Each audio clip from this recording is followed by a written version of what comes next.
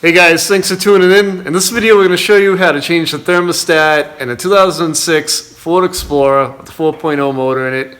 Customer was having an issue with heat, so we didn't come check it out, show you how to change out the thermostat. But before we roll into this, remember, if you like the video, give it a thumbs up. If you have any questions, leave a comment. I'll reply back to you. Don't forget to subscribe to the channel, and you don't want to miss any of the great footage coming out. All right, so we're going to start off. We're going to check, see how hot the vehicle is. It's pretty much cooled down.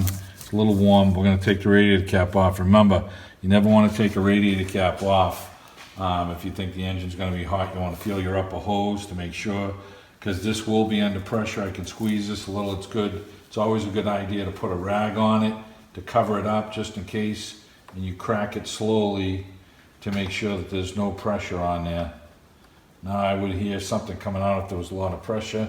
Now I'm still holding pressure down on the cap. Now I can let off. Now I know it's not going to burst out on me. All right, so we're going to put the car up in the air, and we're going to get our tools to pull the drain plug out of the radiator, loosen that up, and drain the coolant. Okay. Yep. All right, so our drain plug's right here. Tony will zoom in and show you the drain plug. It's right here. On the original equipment one, I believe it was white, and it was like a 3/4 wrench that would go on it. This radiator's been changed. So this, you can just turn the lever, and as it starts to come out, backed out, the fluid should drain out the hole. You don't want the plug to blow out, so sometimes letting it come out a little slower, you won't make a mess. I'm going to lower the vehicle down now.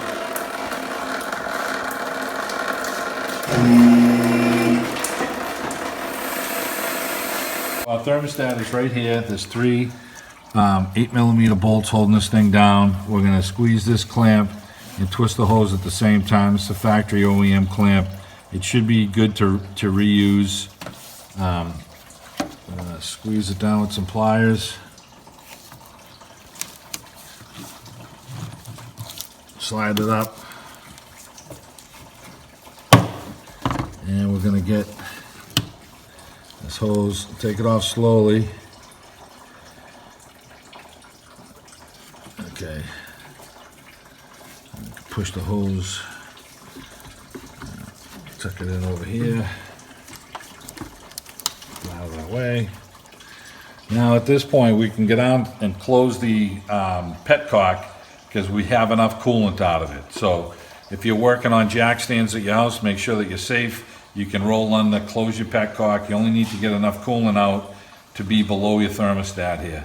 So we're going to put it up and close the petcock now. So we're going to close up the petcock right now. And you want to make sure that this thing closes firmly into the same position it was. And we're going to take a rag, we're going to wipe this dry, because at the end, after we're done, we need to make sure that there's no leaks with this here. So we'll take a rag and we'll dry that all off.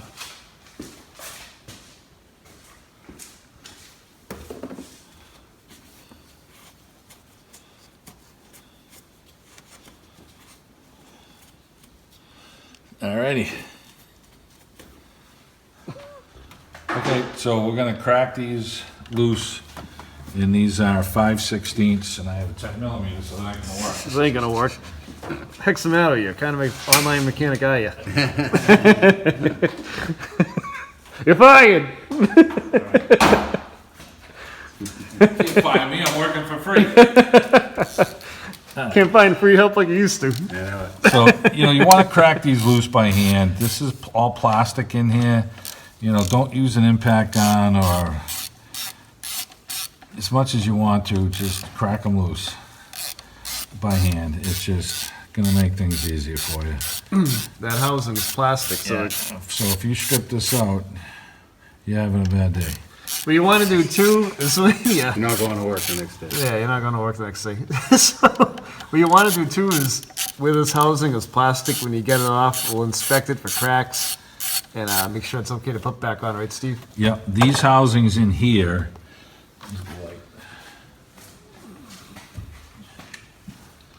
this whole plastic housing in here has been known to leak. We've had to change this before. and has these bolts that hold it down onto the intake. And there's also a hose right here. And this whole assembly was replaced before because this split and was leaking. And I don't want to say it's a common problem, but it's a problem that happens often enough. And there was like 3 bolts that hold it down here, and then the hose over here. And that was it. We did that a few years back. So I pull out the bolts. And there's alignment dowels in here for these. I'm gonna make sure those stay in there. And we're gonna grab some pliers to pull this thermostat out, which we have here.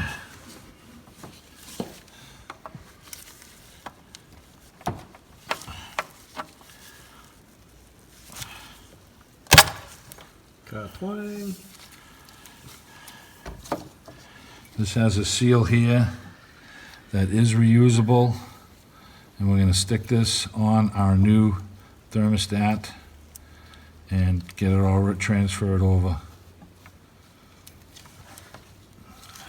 I'll just use a small pocket screwdriver. Oh, there we go. I got it with my finger. Roll it over.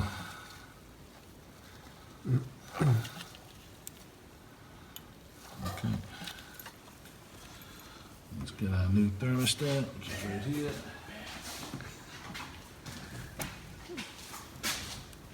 Gonna roll our sealer out onto it. Okay, the new seal sitting on in place. Is there a little groove that sits in, or is it just kind of? No, this just sits in place here. We're gonna take it out the same way that it was. So it just falls right down into there. Make sure the O-ring goes down into place with it.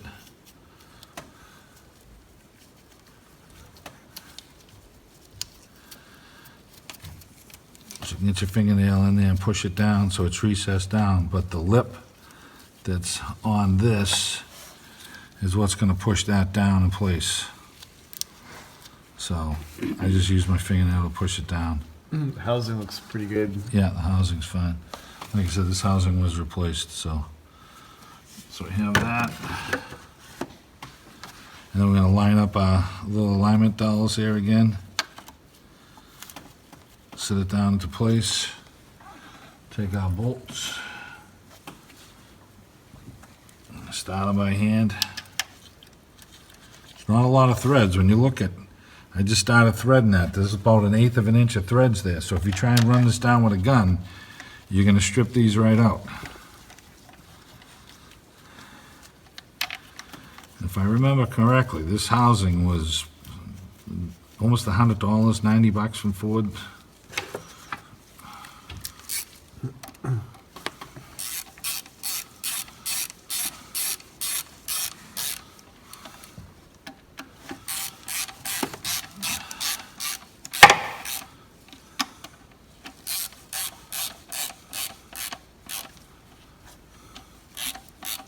Now I feel them all bottom, and then once they're down, I'm just going to give them a little snug. That's all you got to do. That's it. I'm going to slide my hose back on.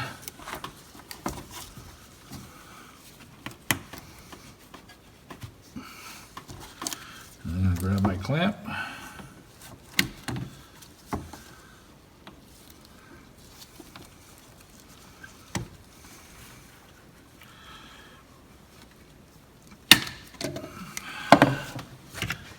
Okay.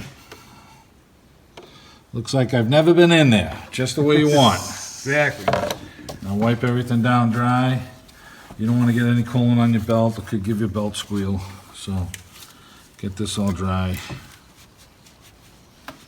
If you don't have a coolant pressure tester, once you fill this thing up, you're just going to pay attention. This one's nice and easy to see. Make sure you don't have any leaks out of the hose clamp here or at the base where our gasket that we reused. You can get a new one.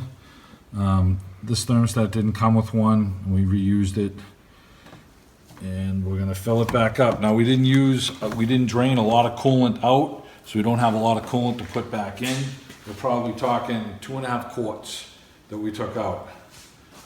So we're gonna get a bucket and we're gonna funnel and we're gonna pour this all back in.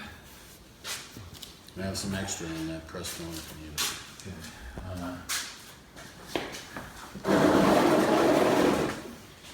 So we'll just get a little funnel. Okay, got our funnel. We're just gonna pour this back. We use the clean container.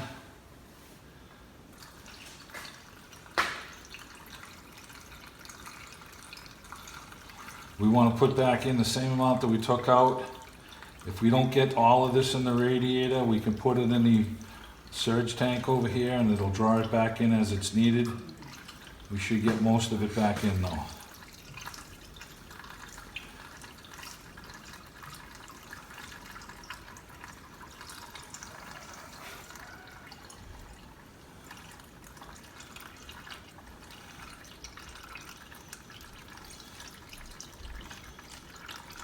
We have changed the radiator on this, so we know it has new antifreeze in it. We know the strength is good to 32 below, 34 below. So, okay.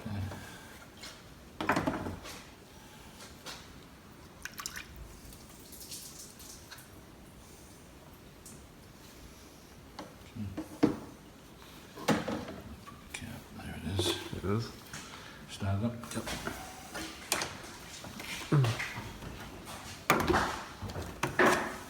Ready? Shoot. You start the car, that draws some of the antifreeze down. It's drawn down now. We're gonna sit the cap on. We'll get the rest in the surge tank here. Not much, we got most of it in.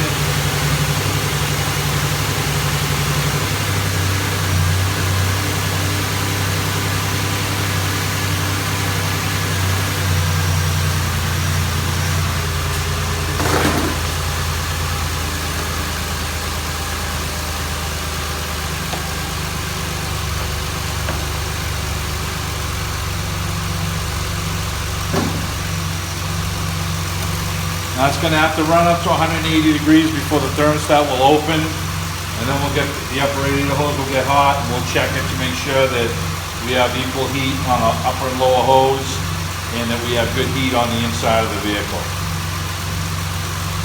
Make sure you have no leak down in here. We have no leaks, so that's all good. And these have real small radiator pressure tester caps, so you have to have a special adapter to do that.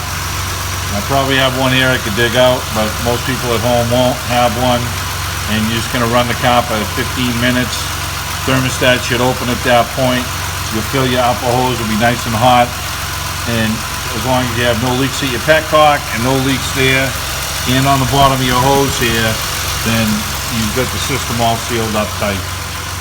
And then the next day, after you've driven the car, you always want to, when it's cold in the morning, take the cap off, make sure there's not an air pocket that dropped a little bit of fluid down. But we put back in what we took out, so we should not have an issue with it.